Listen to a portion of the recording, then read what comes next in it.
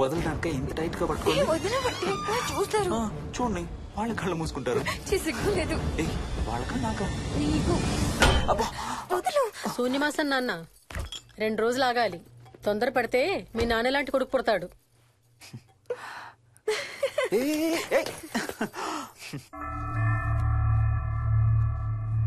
ఒక వారం రోజుల నుంచి ఎవరితో మాట్లాడకుండా అలా ఒక్కడే కూర్చొని బొమ్మలు గీస్తున్నాడు.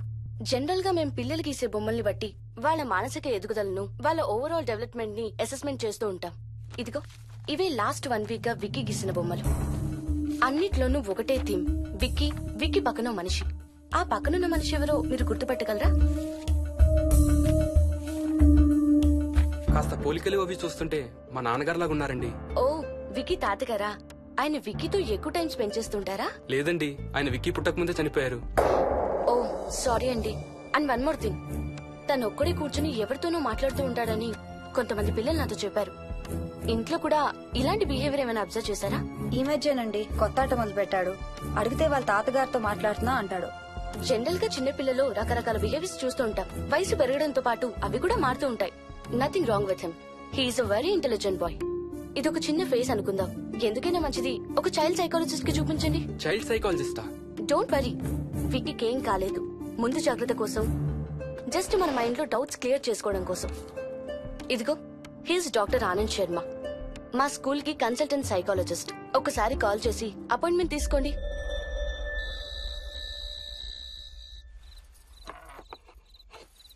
ఇటిచ్చేయండి. మోహిని, నేను ఇప్పుడు మీ అత్తయ్య దగ్గరికి వెళ్తా. సేమ్ మన ఇంట్లో డస్ట్బిన్ లాగే అని నోరు తెరుస్తుంది చూడు. తినడం అయిందిగా, వెళ్ళి మంచం ఎక్కండి. ఏమన్నాడీనా? ఏమి అనుకుంటా ఊరికే నవ్వుతున్నారా? నన్నేదో ఒకటి అనందే ఈయనకి తినదరగదు, నిద్ర పట్టదు. అబ్బా, నేను నిన్నేమి అనలేదే బాబు. కాసేపు వాళ్ళని ఫ్రీగా వదిలేయి. రాత్రి 10 అయింది, పదా పడుకుందాం. ఈ 2 రోజులు నేను మోహిని పడుకుంటాం, మీరు వాడు పడుకోండి. ఓహో, ఈ స్కీమ్ పెట్టావా? అమ్మా Mohini, Mohini, all the best.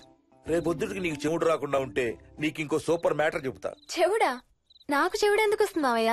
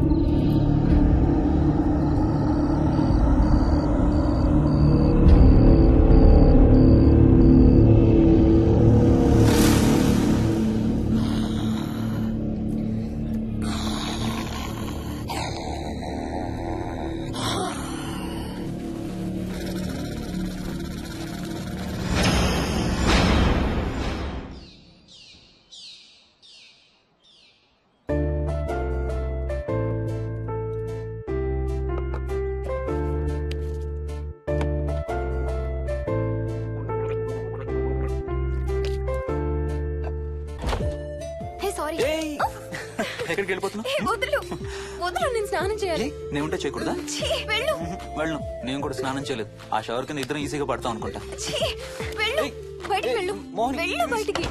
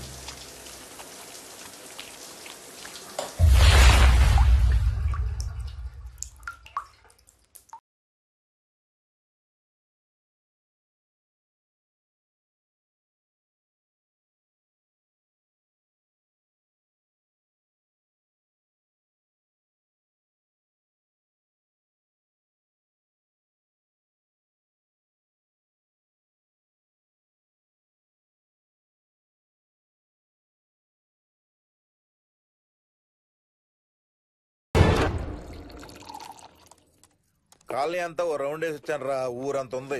బాగా ఆకలేస్తాం. టిఫిన్ రెడీయా? రెడీ. రెడీ మావయ్య. చట్నీ ఏం చేసావమ్మా? టొమాటో చట్నీ. ఊరు నుంచి తెచ్చిన పచ్చళ్ళు కూడా ఉన్నాయి మావయ్య. మోహిని ఆగమ్మా, అన్ని ఇక్కడే ఉన్నాయిగా, నువ్వు కూడా వచ్చి కూర్చో. నాకు దోశ ఇవే. రేయ్, అది ఆపి టిఫిన్ చేయరా. సాయంత్రం నీ ఫ్రెండ్స్ డిన్నర్ కి వస్తున్నారా? వస్తున్నారమ్మా. అవునమ్మా, మీ అన్నయ్య ఎప్పుడు వస్తున్నాడు? ఓ 4-5 రోజుల్లో ట్రైనింగ్ అయిపోతుంది అత్తయ్య, వచ్చేస్తాడు. టిఫిన్ చేసి వంట మొదలు పెట్టేద్దాం అత్తయ్య. ఎరా, పెద్ద గిన్నెలు ఏమైనా కొన్నావా? ఏం కొనలేదమ్మా. షాప్కి వెళ్ళి తీసుకొద్దాం. ఇప్పుడు అంత దూరం ఎక్కడ వెళ్తాం అత్తయ్య? ఉన్న వాటితో మేనేజ్ చేద్దాం. అలాగేనమ్మా, ఇంట్లో సామాన్లు కొనేటప్పుడు కాస్త చూసుకోనమ్మా. అలాగే. అవునవును, చూసుకోనమ్మా. జీవితాంతం మనతో ఉండేవి.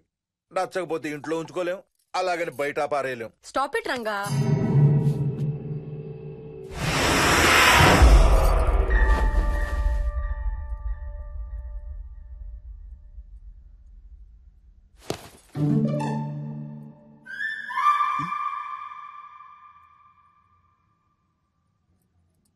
అమ్మ, మంచి లేత వంకాయలు దొరికాయి. ములక్కాళ్ళు, పచ్చిమిర్చి కూడా తెచ్చాను. కొంచెం కడిగి కోసేయ్. సరేమ్మా. యదమ్మా, కొంచెం మిరపకాయలు బయట ఎండపెట్టాలి, పద.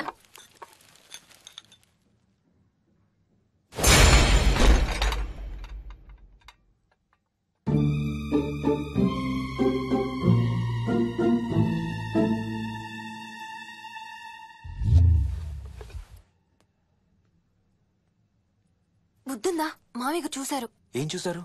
నువ్వు చేసిందే చూశారు. నేనేం చేశాను? టేబుల్ ఎందుకు అన్నావు? ఎందుకు తన్నాను తెలీదా?